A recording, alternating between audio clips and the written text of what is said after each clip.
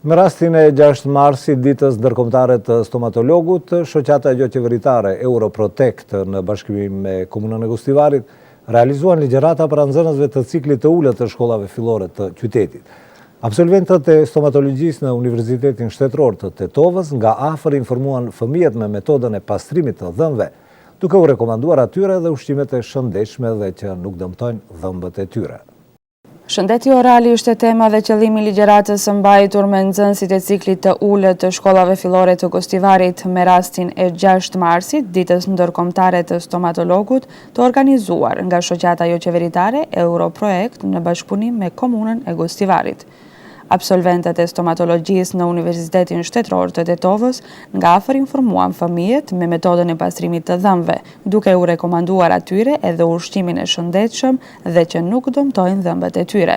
Milinda Beqiri, absolvente e stomatologjisë, tha se qëllimi i aktivitetit ishte sensibilizimi i grup moshave të reja për mirëmbajtjen orale dhe shmangjen nga ushqimet me përmbajtje të dëmshme. Organizata jo qeveritare Europrotect në bashkëpunim me Komunën e Gostivarit dhe Colgate shënuan 6 marsin, e cila njihet si dita e stomatologut. Fillimisht, ne si absolvent të stomatologjisë mbajtëm ligjërata informuese dhe interaktive për larjen e dhëmbëve për stomatologun dhe punën e stomatologut.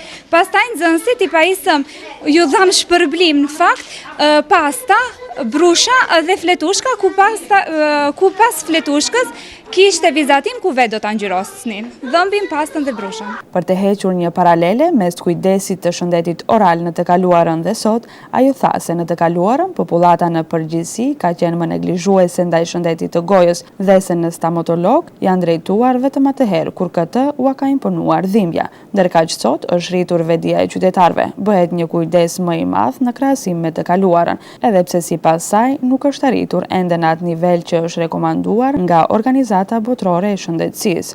Nxënësit kishin shumë njohuri, nxënësit ishin të informuar se si duhet të bëhet pastrimi i dhëmbëve, se sa herë në ditë duhet të bëhet pastrimi i dhëmbëve, gjithashtu metodën, nuk e dishin bashkë metodën e saktë, por ishin shumë afër metodës së saktë të pastrimit të dhëmbëve.